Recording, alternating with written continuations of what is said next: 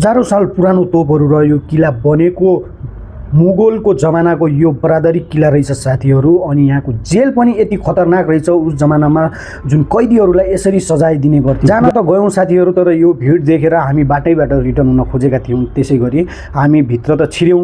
भित्र छिर्दाखेरि यति लामो लाइन थियो साथीहरू, पाइला टेक्ने ठाउँ पनि थिएन। त्यसै गरी हाम्रो साथीले एउटा टिकट ल्याएर हामी भित्र छिर्न लाग्यौँ। नयाँ सालको दिन थियो, यति मान्छे आएका थिए साथीहरू। हाम्रो नेपाली तथा दाजुभाइ जुन कहाँ छ भन्ने साथीहरू, यो हैदराबादको गोलकुण्डा भन्ने ठाउँ हो, जुन एउटा किला, जुन राजा बस्ने ठाउँ हो साथी। र जुन मुगलको जमानामा मुगलका राजाहरूले यसरी शासन गरेका थिए, त्यतिखेरको यो चाहिँ तोप रियल तोप हो साथीहरू। यस्तो तोपहरू 5 वटा राखिएको रहेछ, हेर्न सक्नुहुन्छ। यसमा उर्दूमा पनि लेखिएको छ, जुन मुगलले शासन गरेको थियो।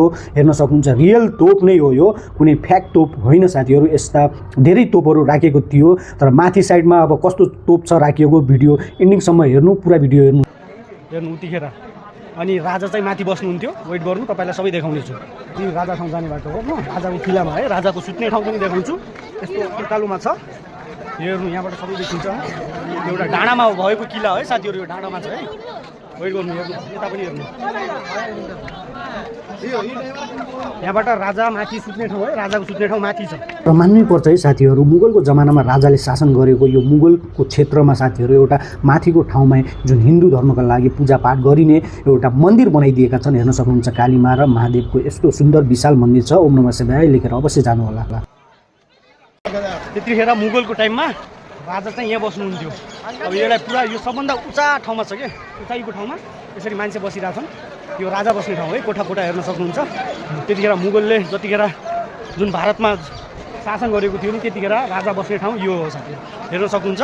अनि हाम्रो हिन्दूको मन्दिर पनि बनाएको छन् होइन, जय श्रीराम भनेर कमेन्टमा लेखिदिनु होला। अनि हेर्न सक्नुहुन्छ, यस्तो त्यहाँबाट हेऱ्यो भने पुरा हैदराबाद देखिन्छ माथिबाट। अनि दाजु एकदम सही भने राजा बस्ने ठाउँ यो उचाइमा भएको, यहाँ न टावर आउँछ साथीहरू। वरिपरि किल्लाले घेरिएको ठुलो ठाउँ यो राजा बस्ने ठाउँ। हेर्न सक्नुहुन्छ, यहाँ लेखिएको पनि छ दराबरी किल्ला भनेर होइन, के किल्ला लेखिएको छ साथीहरू, हेर्न सक्नुहुन्छ। अनि त्यसपछि यो माथिको भाग जो देखिराख्नु भएको छ नि साथीहरू, यो चाहिँ राजा बस्ने ठाउँ हो। यो हेर्न सक्नुहुन्छ, कति पुरानो ठाउँ हो यो, कति साल पुरानो। यो सिमेन्टले बनाएको त होइन साथीहरू, त्यतिखेर सिमेन्ट थिएन होला। राजा बस्नुहुन्थ्यो, हेर्न सक्नुहुन्छ। भिड लास्टै छ, जान सकिँदैन होला होइन। कस्तो बनाइएको छ है,